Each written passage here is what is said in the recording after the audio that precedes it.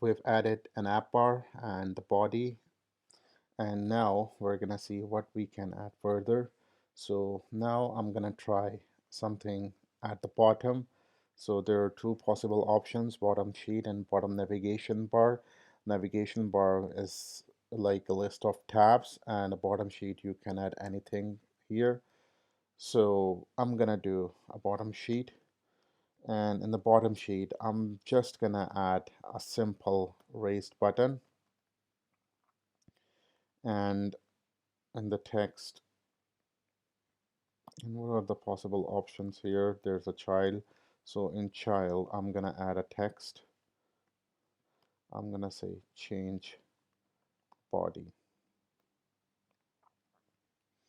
and the bottom sheet usually lies at the bottom of the page, so I'm gonna hot reload it, and it's here. You may notice like it's not clickable, it's disabled. It looks like the button is disabled because we haven't added a click listener here. So I'm gonna try adding a click listener to make it look better. I'm not gonna add the implementation for now, but just to make it a look a little bit better, I'm gonna add a click listener. So there's an onPressed method here, and onPressed method takes nothing in parameters and returns nothing. So you just need to add the implementation, and for now I'm gonna add nothing because I'm not doing anything at the moment with that. So I'm gonna hot reload it again, and now you can see it's clickable, like when you click on it, it changes. So I don't like it in the left side. So I'm gonna wrap this right button into the center of the screen. I'm gonna press Alt Enter in Android Studio and wrap with center, and then hot reload it again. It's in the center. Now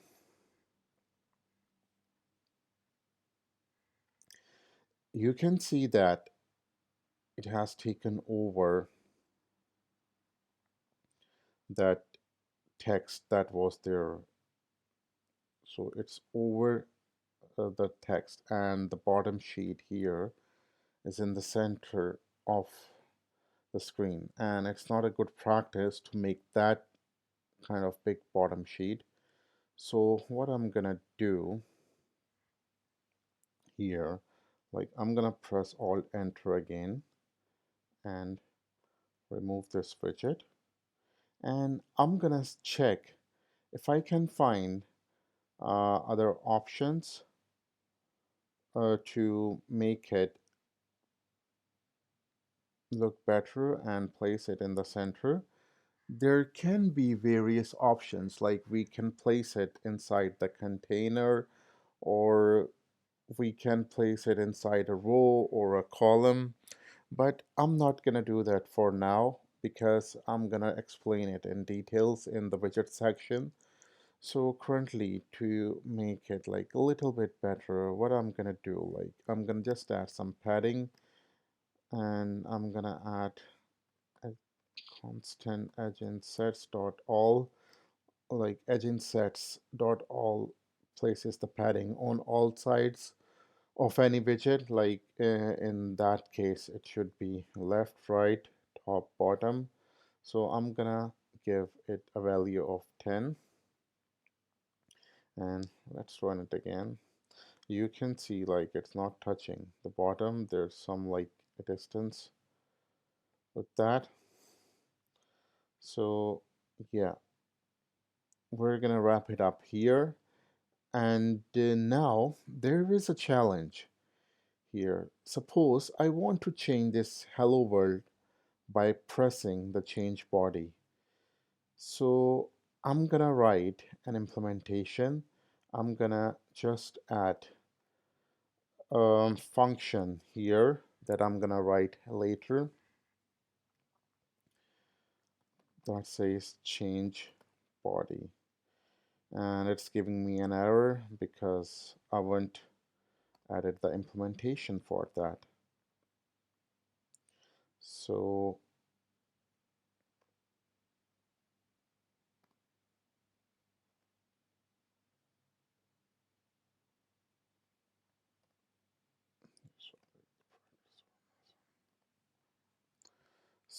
I'm gonna write this function here. We don't need to return any value, so we'll make it void. And as you can see, I write the implementation. So the error is gone. So what I'm gonna do, like, I'm gonna make this as a default text.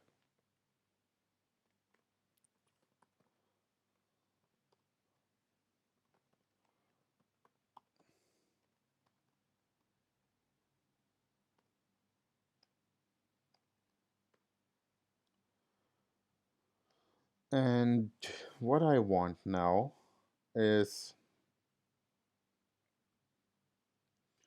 to change it. So whenever a user presses the change body button, I want the body text to change to something else, and that's what we're gonna write in the function. So I'm gonna add an underscore with that variable name. This will make it a private variable. Private variable means that this cannot be accessed outside this class. So yeah, I've replaced it to body text.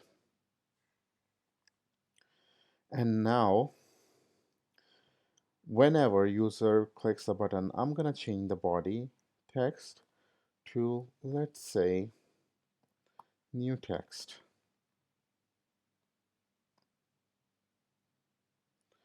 And to make sure that it's changing in the background, I'm gonna print the value in the console just to confirm.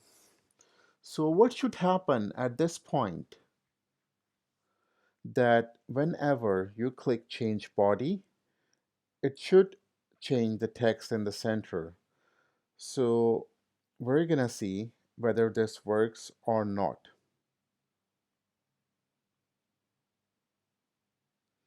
So as you can see that there's a hello world uh, text in the center, and I'm gonna try to change it, and now we'll face the challenge.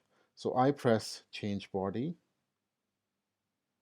You can see the function is getting a call and it's printing new text, but you might have noticed like it's not changed in the body.